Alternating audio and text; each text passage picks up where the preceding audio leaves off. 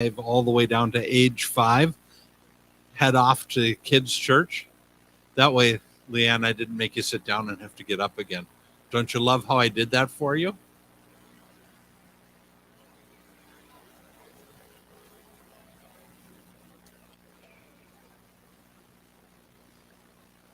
We have a tendency, I think, to get confused. And it's part of our American heritage. It's part of the way that we are. Because we're told all the time, we're told you can be whatever you, if you work hard enough at it, you can be whatever you want to be. If you just put in the work, you will succeed. Right? That's what we're told. The problem is, this is that one thing that we can't do. There isn't a work that we can do. There isn't a thing that we can do to make us righteous. In fact, when we try to do it in our own power, we destroy the good work. And I think that we do well if we remember that. We keep that right here in the forefront of our brain all the time. I can't do this. This cannot be done through me. What was it Jesus said? Oh, yes, I must lay down my life and take up my cross and follow him. That is the only way that this works, is we let him do it.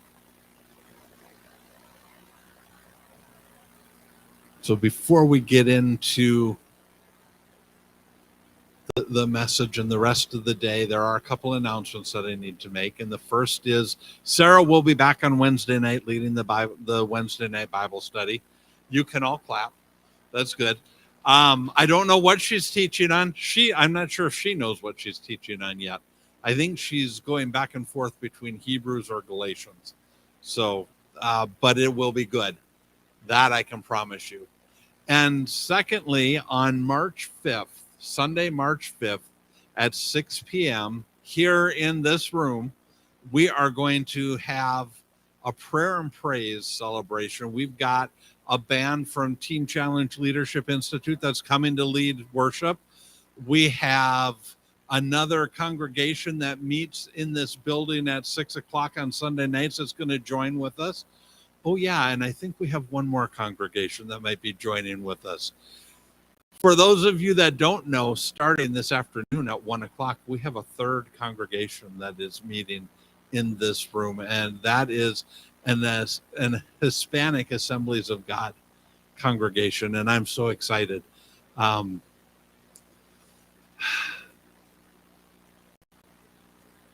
know what? Why don't you come up and say hi to everybody?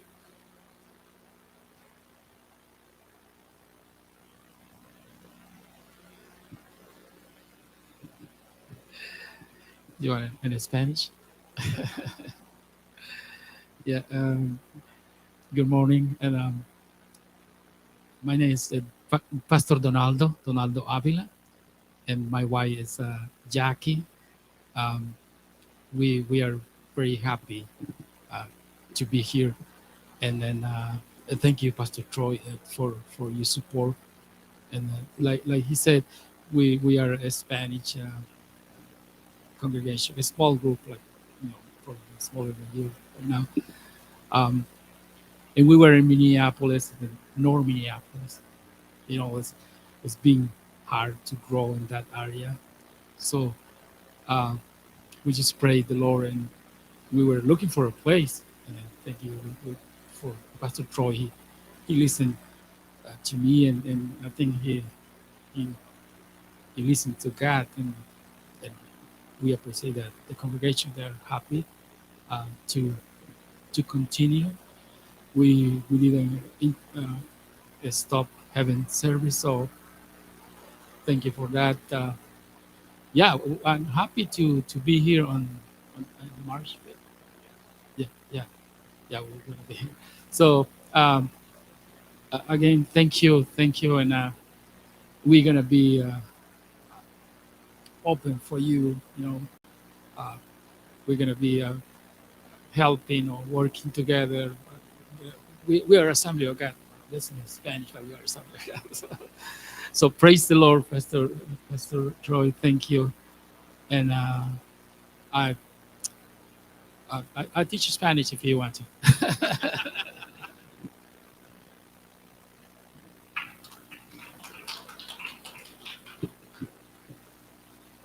And Pastor Donaldo, I just have to brag about my daughter for a second because I'm speaking for them this afternoon. And I asked her to be able to get the Bible verses that I'll be using to show on the back screen in English and to show up here in Spanish. And she did it. So, wow, there you go.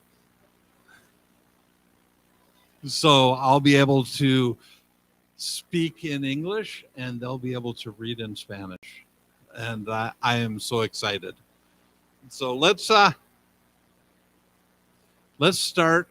For those of you who haven't figured out what I've been doing since the turn of the new year, I've been working through the life of Christ, going through different events in his life and different things that he said and different focuses that he talked about.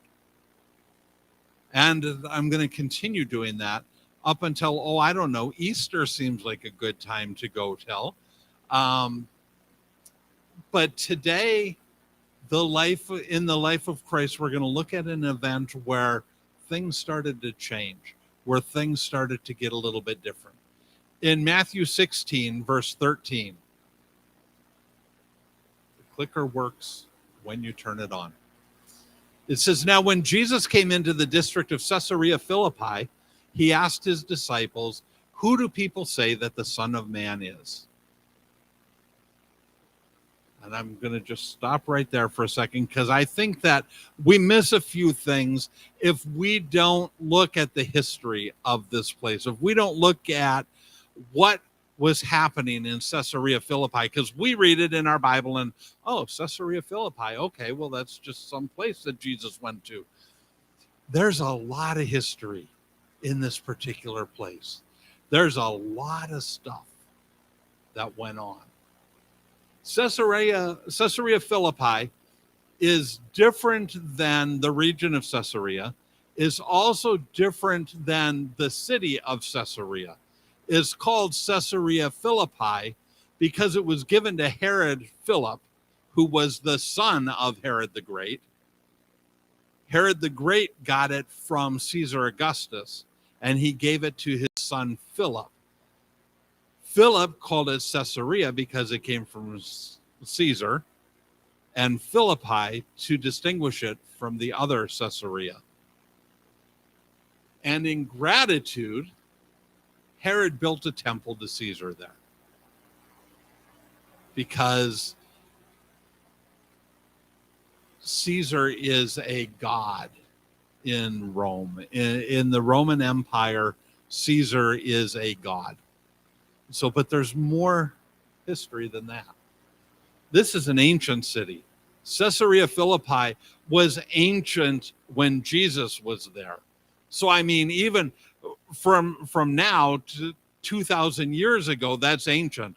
But go back all the way to the time of Abraham, and this city was there. It shows up in the Bible in the book of Joshua.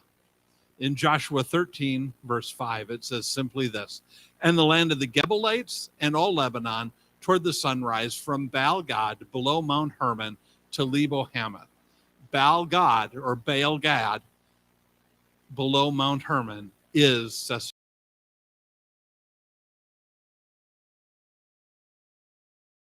This is God talking to Joshua and saying, okay, you've come in, you've conquered, you've done what I told you to do, but you haven't done everything that I told you to do. And he's giving Joshua a list of the cities that haven't been conquered yet. And then God says something: "You didn't drive the people out, so I'll do it myself." But it's all the way back to the time of Joshua, to the time of Abraham, way back. Baal was worshipped here. That's why it's called Baal Gad. Gad means fortune. So it was God of fortune. And he was worshipped there. And there's a cave that's there with a large spring, fast moving spring. You can't see it now. It's full of rocks now because of earthquakes that have happened over the years. But back then, even when Jesus was there was this amazingly fast moving stream, a spring that came out. And it's one of the springs that fed the Jordan River. It's amazing what was happening there. But Baal worshipers would take their prisoners. They would capture someone and they would take them and they would say that they were guilty of a crime. Whatever the crime was, it would be some trumped up crime, whatever, because we captured you in war, so you must be guilty of something. And they would take them and throw them through the cave into the spring. And if they were swept away, which probably 100% of them were, that would prove that they were guilty. If they weren't swept away, then they were innocent. And they could, it's, I guess it's easier than our court system, but about the same. Spoken like a true lawyer. Thank you. But that's what they would do in this place. That it was a place where there would be judgment. And as Baal worship gave way to Greek mythology, this cave became Pan's. And it became known as one of the gates of Hades. In Greek mythology, there are several places where you could enter hell. And this was one of them. And every spring, there would be huge festivals to entice Pan's favor. So now we can go on with the rest of Matthew's account. Now we have enough background that we can look at this and we can maybe get a sense of what it is that Jesus is saying. So Matthew 16, verses 14 through 18. It says, and they said, some say John the Baptist, because again, remember the question Jesus asked, who do people say that I am? And they said, some say John the Baptist, others say Elijah, and others Jeremiah or one of the prophets. He said, but who do you say that I am? Simon Peter replied, you are the Christ, the Son of the living God. And Jesus answered him, blessed are you, Simon Bar-Jonah, for flesh and blood has not revealed this to you, but my Father who is in heaven. And I tell you, you are Peter, and on this rock I will build my church, and the gates of hell shall not prevail against it. So we need to understand a little bit about Jewish mysticism.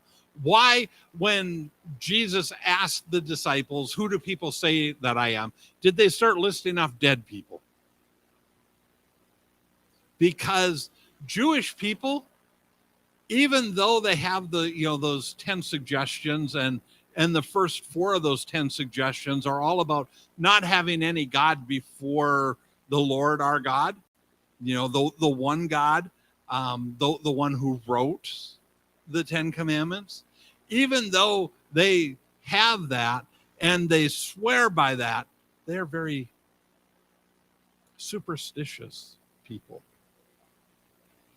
Remember in the book of Acts, there was a time when Peter was in jail and all of the people, all of the believers were gathered and they were praying because they thought Peter was going to get killed.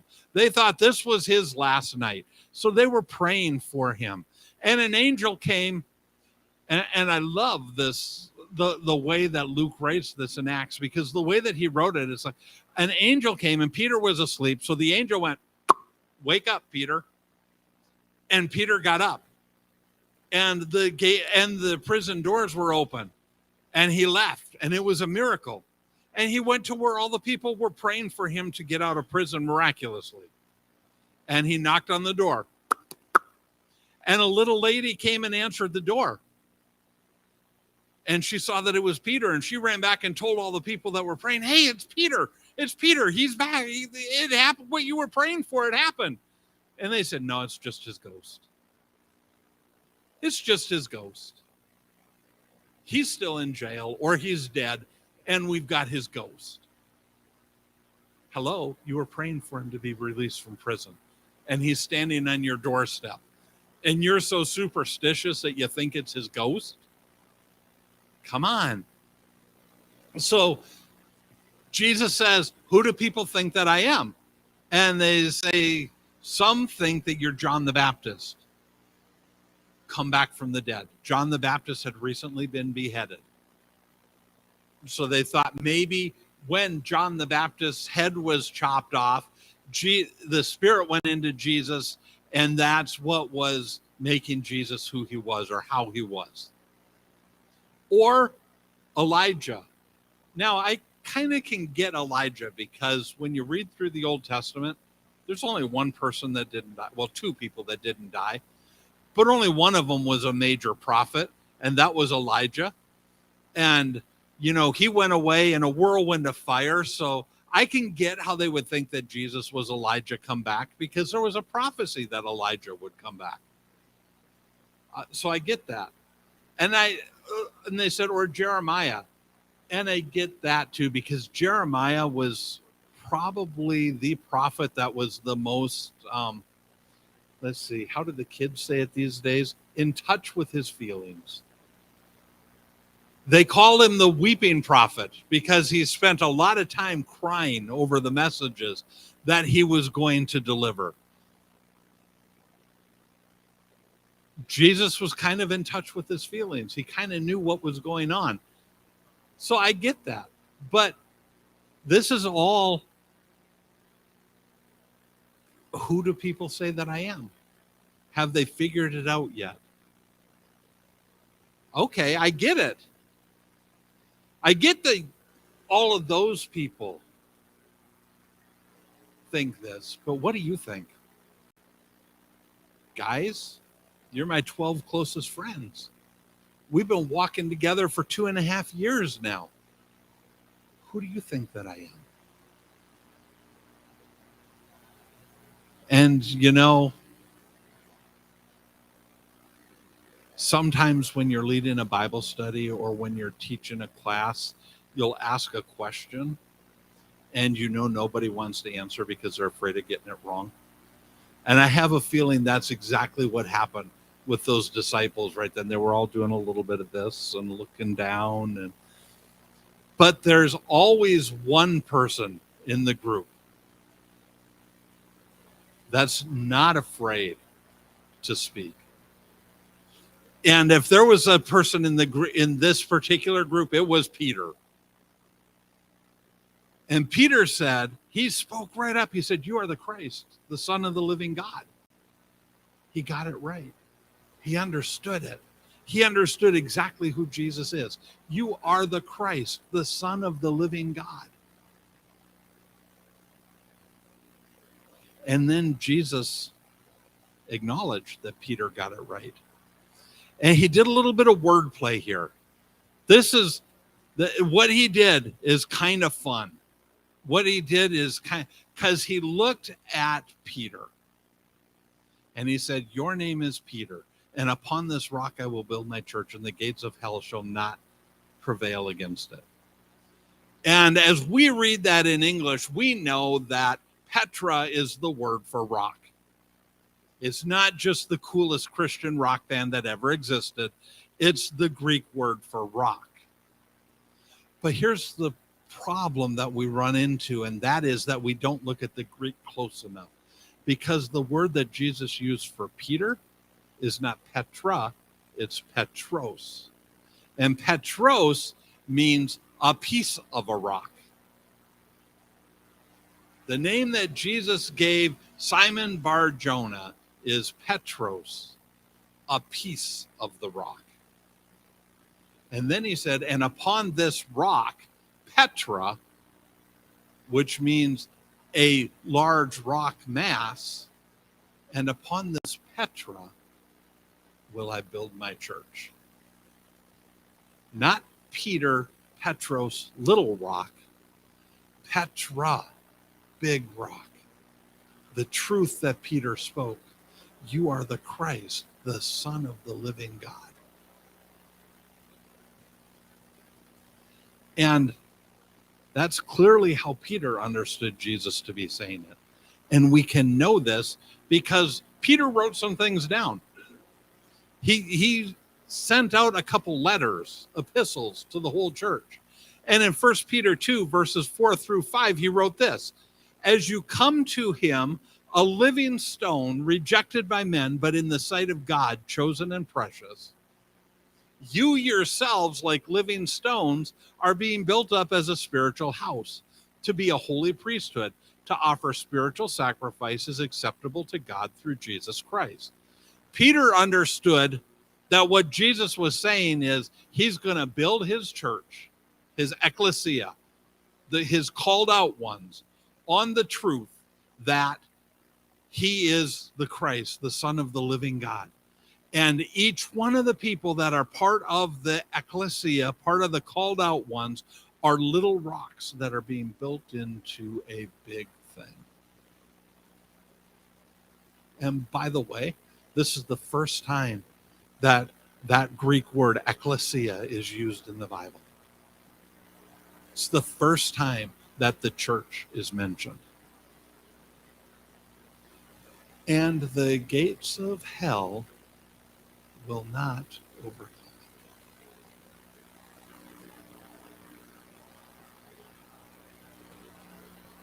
This is where most sermons on this passage go off the rails. This is where they get lost, because this is where they turn it into a battle cry. And this is where they say we're supposed to get all fired up because the gates of hell cannot prevail against us because we are the church of Christ and there's nothing that can hold us back. So we need to go out and we need to attack the enemy and we need to run out and jump on him and stomp on him and do all of the things that we do, like a Carmen video. And here's the problem. This wasn't a proclamation of war. And since when is the church ever told to go out and attack? The church is told to stand firm. We're told to stand firm. That's what we're told to do. Oh no, I get that we are told to go out and make disciples, but that is not this. Ephesians 6. 10 through 13 says, finally be strong in the Lord and in the strength of his might. Put on the whole armor of God that you might be able to stand against the schemes of the devil. For we do not wrestle against flesh and blood, but against the rulers, against the authorities, against the cosmic powers over this present darkness, against the spiritual forces of evil in the heavenly places. Therefore, take up the whole armor of God, that you may be able to withstand in the evil day. And having done all to stand, stand. We're called to stand. I think it was REM that sang the song back in the early 90s, stand in the place where you live. Stand. We're called to stand. But here, let's get excited for a second. Jesus was not proclaiming war. He was announcing victory. He was announcing victory. The Greek for gates of hell is pule hadao. And it's a Jewish term for the realm of the dead. And Jesus said, upon this rock will I build my church, and pule hadao shall not prevail.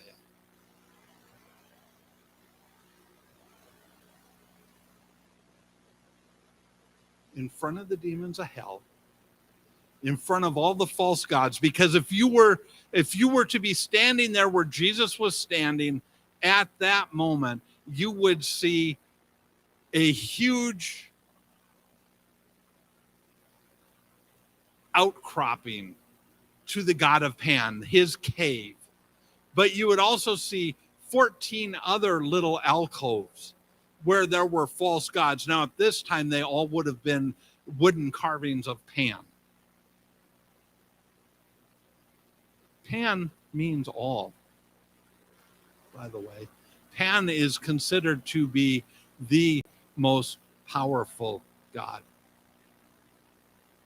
We don't necessarily think so, because the way that he gets portrayed in mythology today is a little bit different.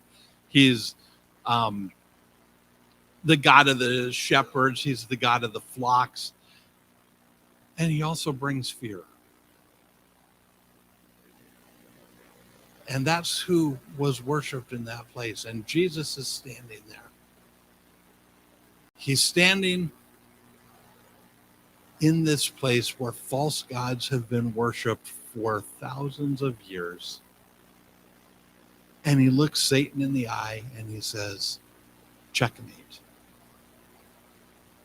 Checkmate. I win, you lose.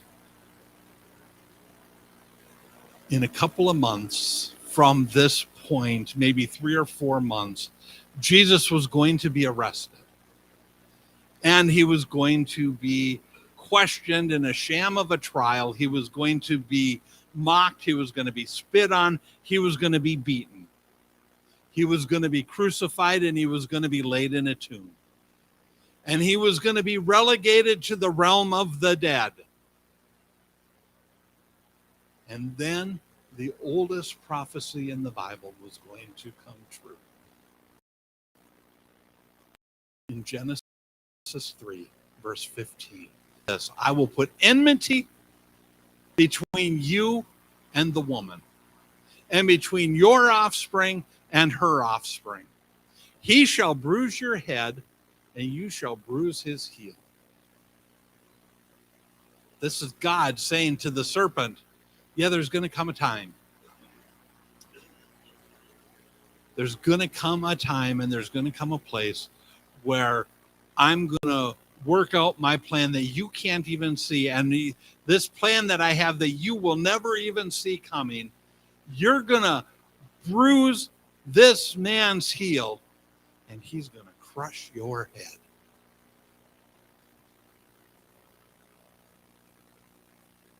And we all know what happened. This is a preview to my Easter message. The rock was rolled away. He opened his eyes. An angel looked at Mary and said, why are you seeking the living among the dead? He is alive. The gates of hell will not prevail against him. Guess what? His church is going to happen, even though he's laying in the grave. Because guess what? He won't be on Sunday. Because guess what? You lose, Satan. You lost. It's over.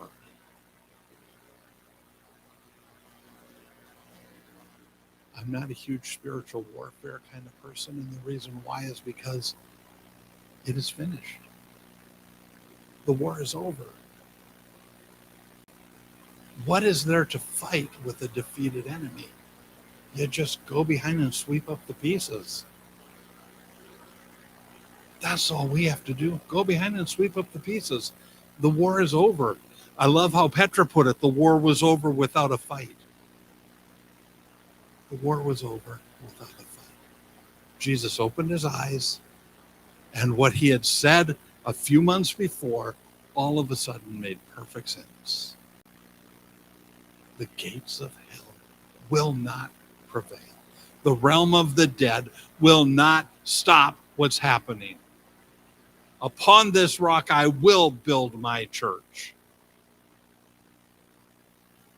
Well, and by the way,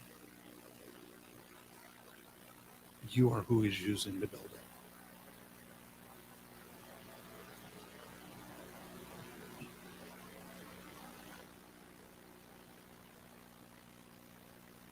Lord, thank you.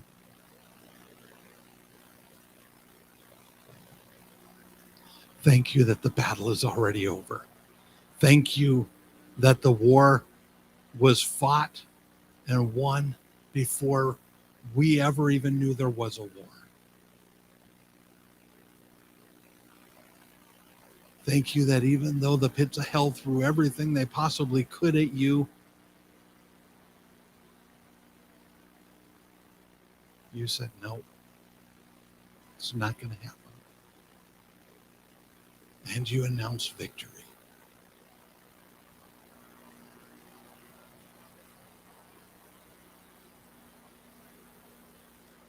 Lord,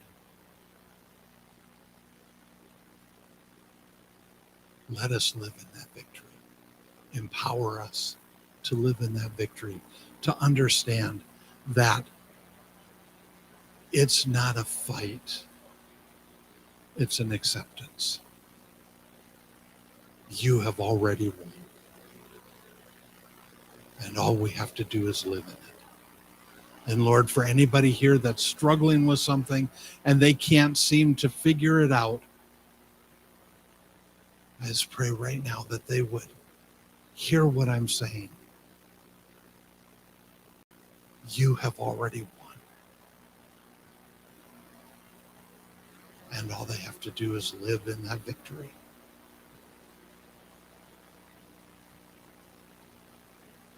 Lord, thank you. We do love you and we praise you and we give you all the glory. In Jesus' name, amen.